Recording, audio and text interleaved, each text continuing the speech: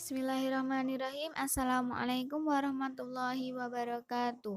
Hari ini kita akan belajar sejarah kebudayaan Islam tentang ketabahan Nabi Muhammad SAW dan para sahabat dalam berdakwah. Masa awal dakwah Nabi Muhammad SAW dan para sahabat.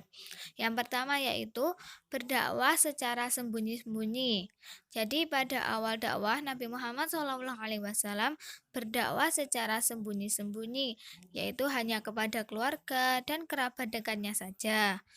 Dakwah secara sembunyi-sembunyi ini diadakan di rumah Arqam bin Abil Arqam.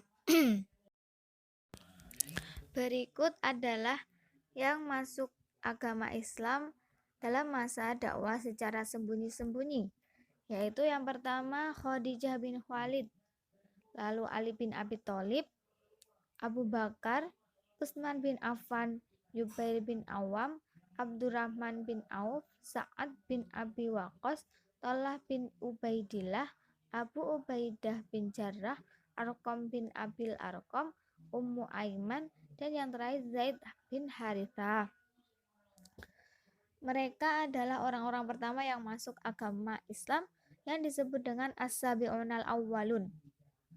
Dan mereka mendapatkan pengajaran agama Islam secara langsung dari Nabi Muhammad SAW. Yang kedua yaitu dakwah secara terang-terangan. Nabi Muhammad SAW menjalankan dakwah secara sembunyi-sembunyi yaitu selama 3 tahun. Lalu setelah mendapatkan perintah untuk berdakwah secara terang-terangan, yaitu setelah turun surah Al-Hijr ayat 94, beliau mulai melakukan dakwah secara terang-terangan. Untuk yang pertama kali dilakukan yaitu beliau mengumpulkan dalam jamuan makan para kerabatnya dan orang-orang terpandang dari kaum Quraisy. Mereka diajak untuk menyembah Allah Subhanahu wa Ta'ala, berbuat baik terhadap sesama, dan tidak boleh saling bermusuhan. Namun, hanya sebagian kecil yang menerima ajakan Nabi Muhammad SAW dan sebagian besar menolak, termasuk paman Nabi yang bernama Abu Lahab.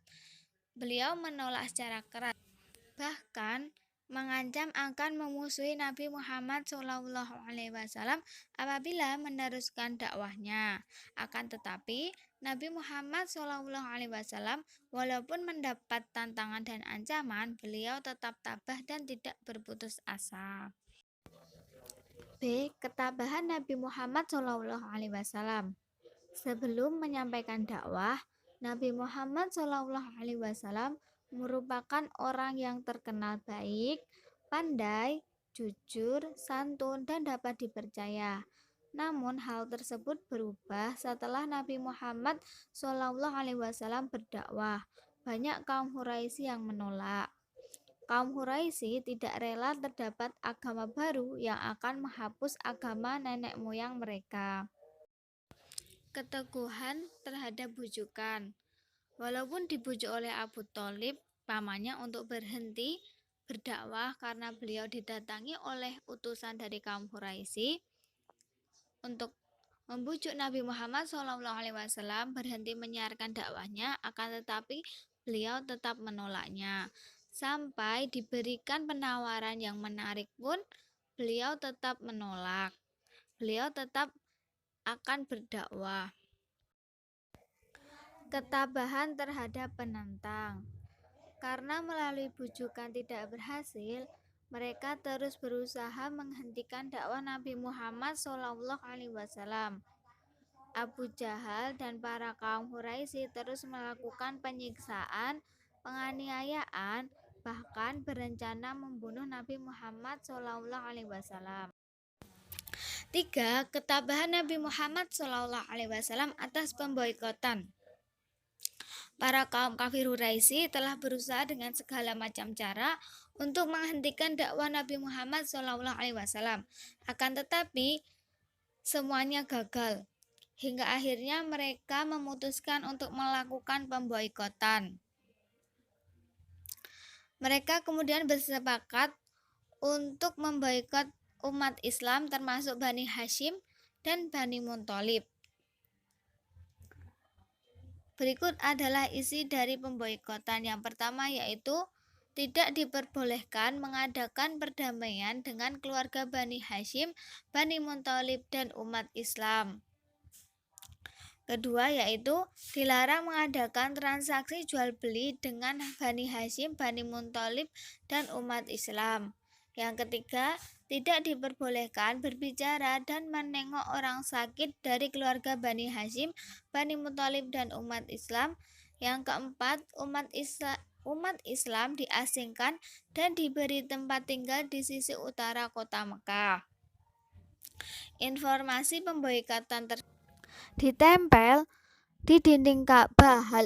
Hal ini dimaksudkan agar dapat diketahui dan dibaca oleh masyarakat luas.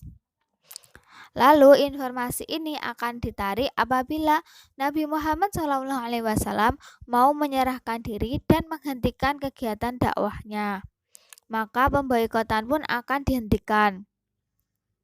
Meski keadaan umat Islam sangat tertekan, namun mereka senantiasa tegar dan bersabar. Akhirnya, setelah 3 tahun, kaum Quraisy melakukan pemboikotan terhadap umat Islam atas kehendak Allah Subhanahu wa Ta'ala. Mereka pun menyerah dan membebaskan umat Islam dari pemboikotan. Cukup sekian dari Ibu. Apabila ada salah-salah kata, mohon maaf. Akhirul kalam. Wassalamualaikum warahmatullahi wabarakatuh.